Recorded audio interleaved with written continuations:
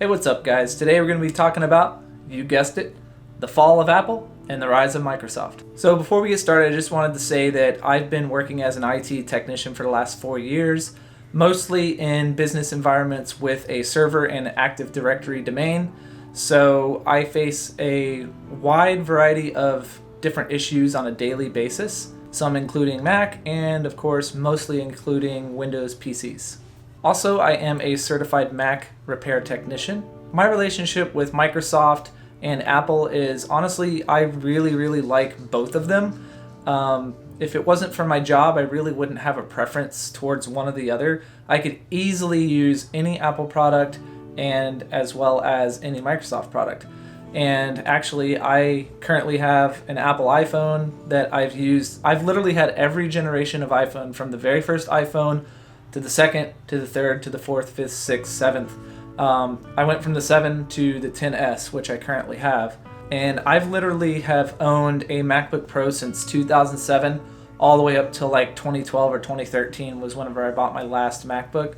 In 2017, I bought the 2017 Surface Pro or the Surface Pro 5, and I used that up until literally like a month ago, and I got the Surface Book 2.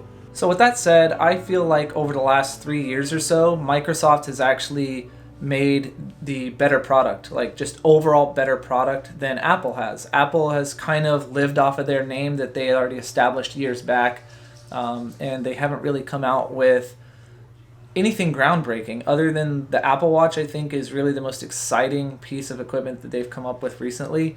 And for me, it doesn't really do it. A big issue I have with Apple is they basically got caught with their pants down with throttling the performance of their devices as they age. And that has really been true in my experience with years of using the iPhone. Is they're pretty solid for like 2 years, and then after 2 years they suck. And so far from what I've seen with the Apple Watch, the users with the first gen Apple Watch, they're just slow and just so outdated that you just have no option but to get rid of it or upgrade to a newer device. And I'm not a big fan of that. So that's kind of part of the reason that I feel like they've slightly dipped. And of course, the biggest reason I think that they've dipped down and Microsoft has caught up and kind of surpassed them is, of course, just the engineering behind their products. Like, there's no wow factor. Basically, like if you go up to a table and you have a Surface Book, or actually just any of the Surface models sitting right there, and a Mac, iMac or MacBook Pro, doesn't really matter. I feel like the majority of people, even if they didn't know about a computer, you could just be told like the different features that the Surface device has over the MacBook Pro. And I think at the end of that sales pitch, most people are probably going to lean towards the Surface because, let's face it, both the Microsoft Surface and the Apple Mac products are really expensive. You're paying a premium for their name, and they can get away with that. But at the end of the day, the MacBook, the iMac, the MacBook Pro, all of those series, they don't have the touch screen. They've basically been running with the same design, the same unibody made out of theirs, as whatever their guy's name would say, their aluminium.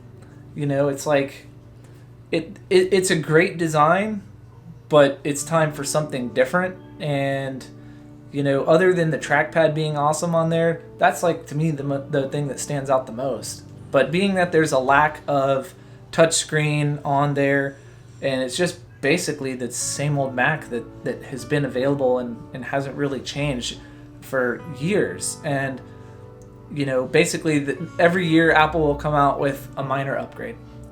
You'll get, instead of a 7th gen processor, you get an 8th gen processor, and that's about it. And from there, they're going to say, oh, well, we've increased the battery life by 20% or whatever it may be. But real world usability, everyone that I know, and including my experience, when you get that, you don't really notice any of the performance features that they really say that you're going to get.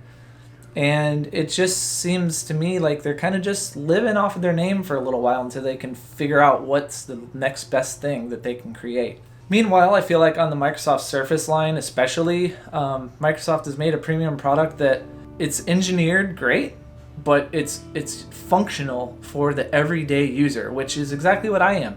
I'm not paid or sponsored by anybody to say anything. These are just my opinions based off of not only my own personal experience from my personal devices, but fixing these devices as well and talking with people all day, every day about what they like or what they dislike. Another thing I really didn't like was like a year or so ago when Apple released, like the updated iPad Pro. They were marketing the crap out of it on the internet all over, that it was like a laptop or desktop replacement. Replace it with the iPad Pro, because they came out with that nifty little case with the keyboard and everything. And honestly, that is a load of crap. An iPad cannot at this point in time, and I don't see it any time in the future at all happen, to take the place of an actual desktop or even a MacBook Pro for that matter, because of iOS. iOS runs on apps, and apps are not the same as full executable files or DMG files that are installed onto the OS. They're an app. An app is a completely different user experience than the actual program. And let's just face it, the iPad Pro does not have the power that a Surface Book 2 or even a MacBook Pro has, or the capabilities. And you have to buy extras to make it work. And again, you're limited by iOS. Now, maybe sometime down the road, if they decide to make some kind of weird iPad that runs the full Mac OS, it could possibly then be called a laptop or, replace a laptop. But at this point, that's a load of marketing garbage. So my first MacBook Pro, I got it in 2007, and that was the first year that the Intel Core 2 Duo was the CPU. That was the first year that Apple was putting Intel CPUs into their computers, which all that did was basically open up the door for all the software developers and engineers to basically take software that at that time was exclusive to Microsoft and Windows and make it compatible with the Mac. So shortly after that, like a couple years after, you started getting all this different software programs that could run on the Mac that previously couldn't run on the Mac. So you saw this big surge towards Mac. Like everybody wanted a Mac because it was like the hip thing to do. But at that time, they made a product that was up here that nobody else had. Like nothing was similar to it. The keys were super quiet and awesome, and they illuminated, which really at that time was not at all widely like popular, where today it really is. Another thing that may seem silly, but it's kind of pertinent, like at the time in 2007, there was this program called AOL Instant Messenger, or AIM, and it was incredibly popular because that's how people, like, teenagers and most adults even would use that software to communicate, because at that time, the iPhone wasn't even out yet, and texting was mostly done on flip phones, where you had to use a numeric keypad, and cycle through all the letters and the numbers to actually get a sentence combined. So you didn't have a full QWERTY keyboard that you could type out this stuff. So AIM was like the preferred method. It was basically like texting on a computer. And you could sign right into the software called iChat, which is now basically the backbone of the Messages app, and it functions the same as like on the iPhone and the iPad and on the Mac itself.